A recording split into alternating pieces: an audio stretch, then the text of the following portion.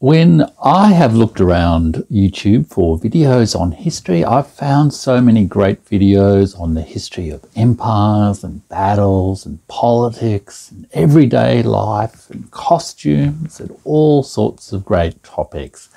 But I've struggled to find some really good videos about the history of some of those core experiences that affect us all and that trouble us all, like mental illness or madness. So I thought I'd make a video today about 5 history books that illuminate the history of madness or mental illness. Now, we all know something about mental illness or madness, and I use madness in a non-stigmatizing way, a positive way really, to encompass the experience of mental illness that may not be seen as an illness. And we all know something about mental illness or madness. It might be a friend, it might be our own experience, that of a family member or a stranger that we see in the street, a stranger strangely beeping their horn in the middle of the street. But what do we know about the history of mental illness, the history of madness? And why should we care? Well, I think we should care because the possibilities for our friend, for ourselves, for the stranger in the street, for our family member who is experiencing mental illness, their possibilities are shaped by the stories we tell ourselves about the history of mental illness and madness.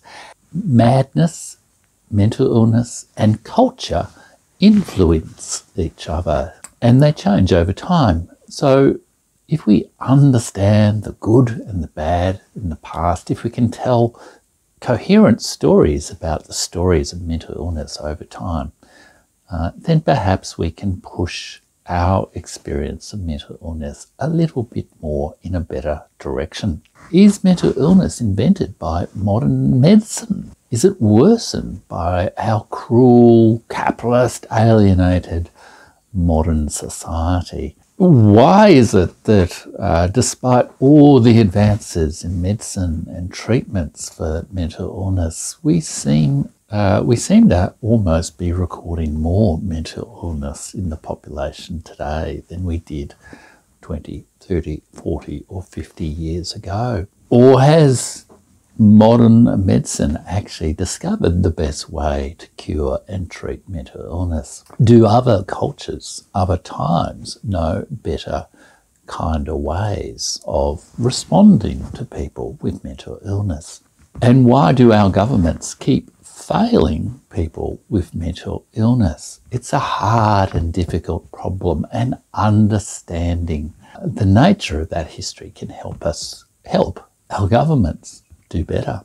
Anyone who's had a direct experience of mental illness has asked these kind of questions, and so could be curious about the history of mental illness or madness. And anyone who's had an experience of mental illness or madness will also have drawn on the huge cultural repertoire of stories about mental illness in our cultures. Stories of King Lear from Shakespeare, or Vincent van Gogh, Starry, Starry Night, Don Quixote, One Flew Over the Cuckoo's Nest, Farewell My Concubine, any of the great stories of madness and the impact of the irrational, the strange and the abnormal, I guess, in our lives. So it would be good, right, to have a guide to that history, to have something that can tell us the big picture, the overall narrative, and a sense of how things have changed, but also to give us a sense of connection and empathy for the thousands and millions of people who've both suffered mental illness, who've cared for mental illness, cared for loved ones with mental illness, some of those who've shunned people with mental illness, and also those who have treated or supported people with mental illness in different cultures. And unfortunately, I don't think there is one single book that captures all of those perspectives and the perspectives from all the cultures of the world, because on the Burning Archive, we do like to look at global history, the history of the multipolar world, from all those different perspectives. But I think in this video, I can offer you 5 books that will give you the fundamentals, give you the overall story, and then help you explore the history of madness and mental illness on your own. They're 5 books that are just great starts to explore the history of mental illness and madness. Now, the first book is by it's a very famous book in the history of mental illness and madness, Michel Foucault's Madness and Civilization. And you can also now read his longer book, The History of Madness. And he wrote this book in 1961 when he was just 34 years old. And it has been an enormously influential book in both understandings of mental illness, but also more broadly history and the culture. Michel Foucault is a famous French theorist, philosopher, historian, cultural critic, I guess, who, espoused quite radical theories, which you don't really need to accept to enjoy this book. But this book is perhaps one of the first that really tried to distinguish the history of mental illness, the history of madness, from the history of psychiatry or the history of the medicine of the mind. It was one that tried to look into what is the cultural experience, the ideas of madness, of mental illness. And he famously argued broadly, I guess, that mental illness was a kind of way of rational society controlling aberrant people like the mentally ill.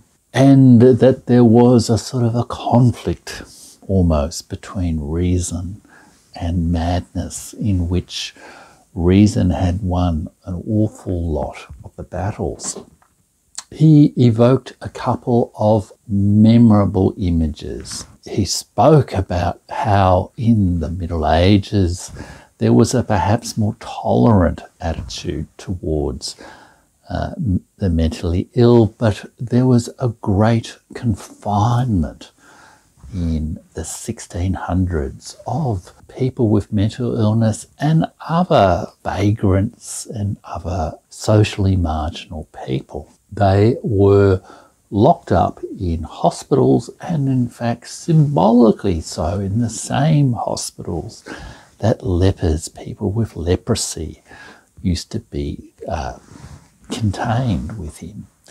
He also evoked the images of a host of great thinkers and writers who had experienced mental illness and whose artworks and thought and life stories posed a challenge to the kind of psychiatry that was prevalent at the time when Foucault wrote his book in 1961, that was very much about controlling people with madness in institutions and locking them away, not giving them much of a voice.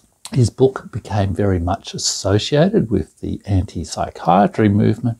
Absolutely brilliant book. And, Foucault is a controversial figure, let's say, but he is one of the most fertile of those sort of French thinkers of the second half of the 20th century.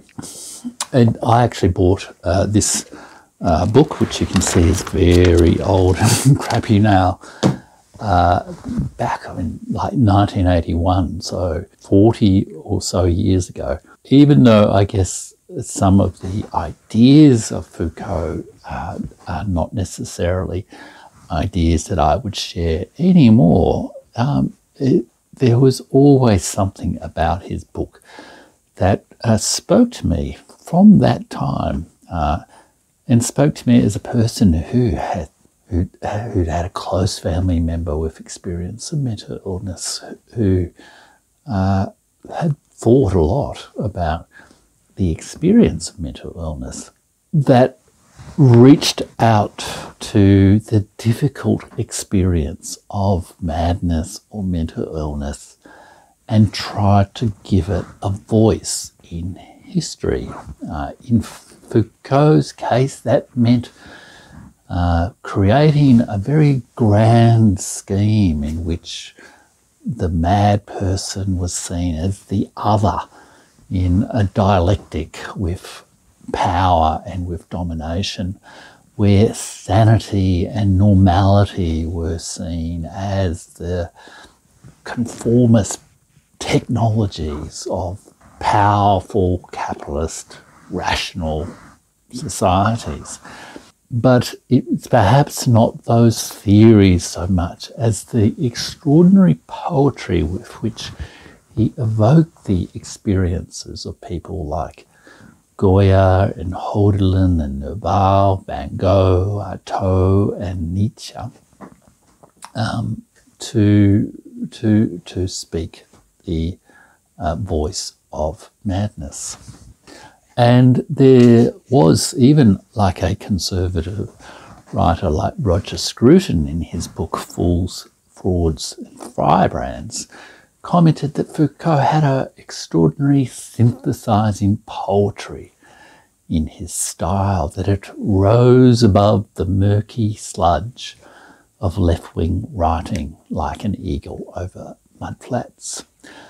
I guess the pitfall of Foucault is sometimes he's a bit fast and loose with the specifics and with the facts. But if I just read a brief section of the end of the book, you'll get a sense. The madness in which the work of art is engulfed is the space of our enterprise. It is the endless path to fulfillment. It is our mixed vocation of apostle and exegete. This is why it makes little difference when the first voice of madness insinuated itself into Nietzsche's pride, into Van Gogh's humility. There is no madness except as the final instant of the work of art. The work endlessly drives madness to its limits. Where there is a work of art, there is no madness. And yet madness is contemporary with the work of art, since it inaugurates the time of its truth. The world that thought to measure and justify madness through psychology must justify itself before madness, since in its struggles and agonies it measures itself by the excess of works like those of Nietzsche, of Van Gogh or of Artaud, and nothing in itself, especially not what it can know of madness, assures the world that it is justified by such works of madness. So that is Foucault, and in many ways Foucault, either in the short form or in the long form, is I think perhaps one of the books I would start, if you've never read anything around the history of madness. So many of the books about the history of mental illness or of madness refer back to Foucault's Madness and Civilization. And if you take it in the spirit and from the time in which it was written, I think, and not get carried away by its grander moments, then I think you'll really appreciate it. Now, my second book is, in a way, a funny sort of rejoinder to Foucault's book. Foucault's book was translated into English as Madness and Civilization. And this next book by Andrew Scull is Madness in Civilization, a cultural history of insanity from the Bible to Freud, from the madhouse to modern medicine. Scull is a British sociologist who's spent most of his career in America and has, although he started out as a sociologist, he has spent most of his career writing historical works on asylums and the history of psychiatry and mental illness. And he is a bit cranky at times with Michel Foucault throughout his book, which I actually wrote an essay about that once, in which you can buy in my, you can read if you buy my book From the Burning Archive, selected essays and fragments. But I'm not going to go into the detail about that. But whereas Foucault is up in the clouds, if you like, with grand ideas, Andrew Scull provides a much more grounded and, if you like, the normie side of the story. His account is less about the wild figures and much more of a view from both the doctors and the psychiatrists, but also from the carers and the family members of people with mental illness. There's a memorable section in Andrew Scull's book where he recounts the story of the Marquis de Sade, from whom the word sadist comes, who is a kind of celebrated figure in Michel Foucault's literary universe, and was famously mad and famously, well, you know what I mean. Andrew Scull includes the perspective of the mother of de Sade's wife, who is terribly, terribly abused and suffers enormously as a result of the Marquis's strange nighttime adventures. So it's a wonderful, thorough, more grounded study of the cultural history of insanity, which builds on all that research on, you know, how did diagnoses and psychiatric hospitals, etc., really work over the years.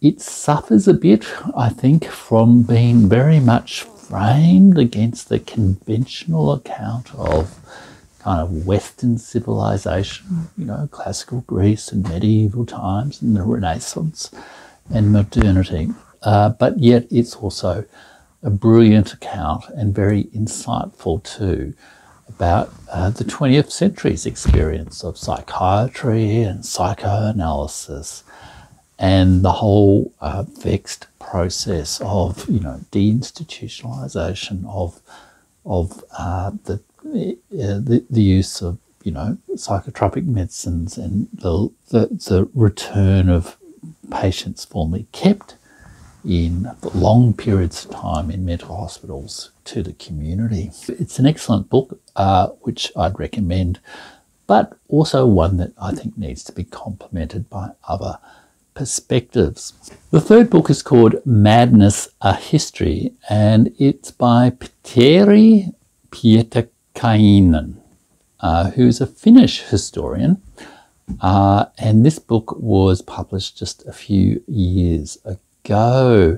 And if of the three general histories that I'm going to talk about in this video, I think this is probably the best. So if Foucault's grand ideas scare you off a bit, and if you know, Andrew Scull's somewhat snitchy sociological perspective also scares you off a bit, then, and if you had to choose just a single book to go to, I would really recommend this one, Petteri Pietikainen's, I hope I'm saying that name correctly, Finnish historian, Madness, A History. And he quite beautifully and elegantly summarizes what are really three phases of the history of, you know, or the history of writing, the histories of mental illness, a kind of celebration of psychiatry and mental medicine, the anti-psychiatry movement, the sort of Foucault end, and then a surge of the kind of Andrew Scull type of research getting into the more detailed textured experience. And he is able, in a way I think Andrew Scull doesn't quite achieve, to celebrate and use the strengths of all three of those different perspectives. And his perspective is very much that, you know, madness, mental illness, it is an experience that is relative to different cultures and relative to different periods of history. It changes over time. He says madness can be understood only in terms of degree and of the prevailing medical and cultural beliefs about human nature, normality and deviance. And these beliefs change when we move from one historical period to another. He looks wonderfully at the rise of the medical management of madness, which Scull also does. And he also gracefully, I think, recognises, in a way that Foucault really perhaps didn't in a different time, he gracefully recognises the great challenge of people who are looking after people with mental illness, including the psychiatrists and the doctors, the full spectrum of mental suffering. And he consciously prepares what he calls a very human-centred, patient-centred approach to the history of mental illness, where he skillfully moves between the sort of micro level, the big macro level of ideas about mental illness, and the middle level of social organisation. So he achieves both beautiful, humane individual stories, as well as the big and large narrative of how things have changed over time. So it's an absolutely brilliant piece of work. Very much one that also acknowledges and accepts that by looking at madness and mental illness, you're studying human experience at some of its most complex and extreme, and but also mundane in a way, sort of experiences. He goes through that full spectrum, not turning the mentally ill into sort of literary lions, but also not degrading them as well. And he says also that he uses the term madness, which he says in Finnish doesn't really have some of the negative connotations it does in English. He says that he uses that term because he wants to go beyond the confines of medicine and psychology and look at spheres of culture, society, and ideas. Moreover, I want to demedicalize madness and emphasize the situational and cultural aspects of derangement. And again, that emphasis on how people respond differently in or how people respond to the situations they are in, rather than the big ideas or the grand social forces that are driving them on, makes his book a wonderful, wonderful book. Very, very insightful. He also does something which both Foucault and Scull don't really do. Is he does offer a couple of glimpses into the history of mental illness and madness in non-Western cultures. It's not just an account of Western Europe and North America.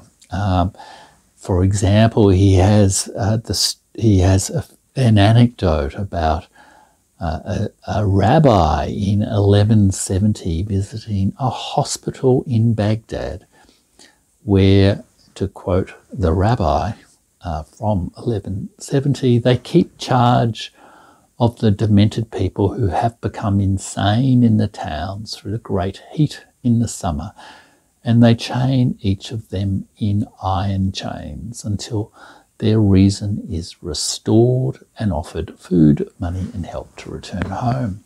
Wonderful book, highly, highly recommended. I've identified a couple of books on the history of mental illness and madness in non-Western cultures.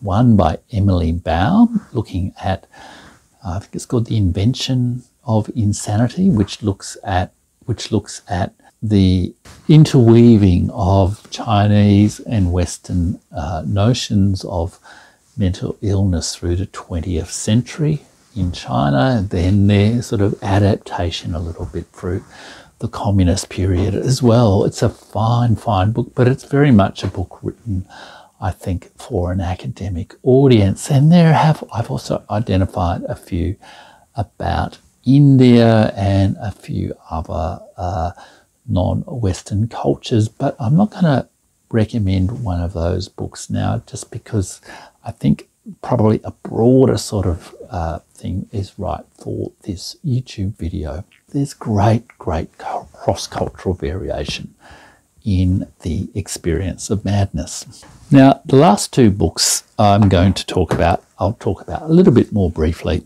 One of the best ways of experiencing history of any experience is through the primary sources, through the voice of the people themselves, not just the voice of the historians.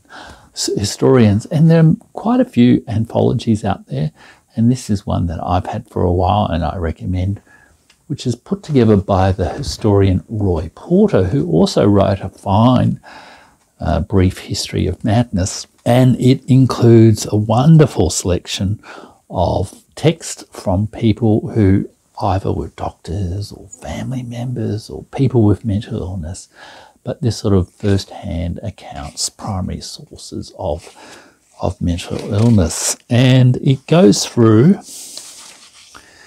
a whole series of topics like reason and madness, the black dog or depression, delusions, the whole theme of mad, bad, or dangerous to know, all victims, the whole question of relationship between madness and violence, doctors and patients, diseases, Freud, sex, madness and genius, and recovery. So a wonderfully rich source of discussion. So I highly recommend that. And there are many other kind of anthologies out there. There's also a growing library of material that talks about the lived experience of mental illness and also of recovery.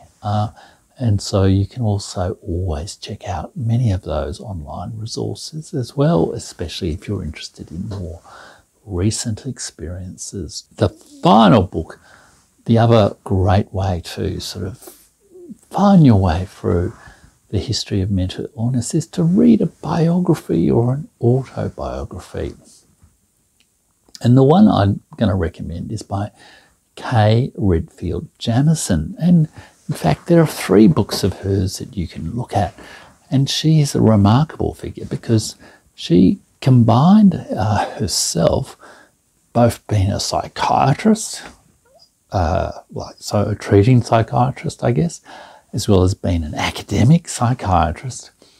And she herself had an experience of one of the more difficult mental illnesses. I think it was bipolar disorder. And she wrote an account, her own autobiographical account of that experience. She also wrote a wonderful book about various artists who had been touched by madness and the difficult and complex relationship between creativity on the one side and mental illness on the other. And only a couple of years ago, she completed an absolutely brilliant biography of the poet Robert Lowell, which is called Setting the River on Fire, a study of Robert Lowell, and Lowell, L-O-W-E-L-L, and it is brilliant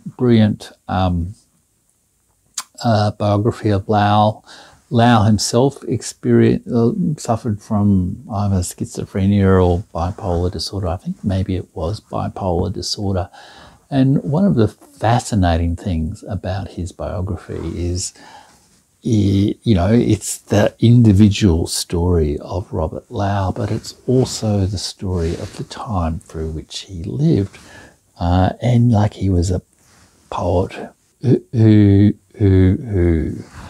was at his kind of most productive, I guess, in the 50s and 60s, at the same time as modern medicine of mental health was going through the huge transformation, including the development of the treatments of lithium and the other, all the antipsychotic drugs, the psychotropic drugs that totally transform the experience of mental health care from the old closed institutions to the new, if not entirely perfect, model of today. And so it is a fascinating account, not just of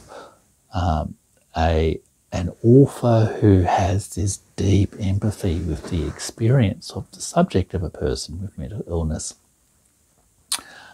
who writes very much from that point of view, as well as a great poet who had an extraordinary facility to capture the subtlety and the difficulties and the range of experiences that he went through, both, you know, great and deranged and horrible and petty, and the whole spectrum of those experiences.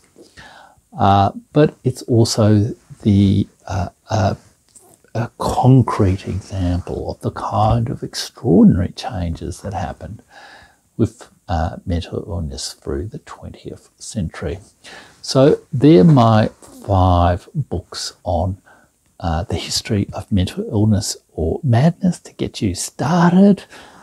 You can choose which ones you want to start with. There's Michel Foucault's Madness in Civilization, or History of Madness, which is a difficult book, but a rewarding book. And it's one, if you like, you will hear echoes of in any literature on the history of mental illness and madness. There's Andrew Scull's Madness in Civilization.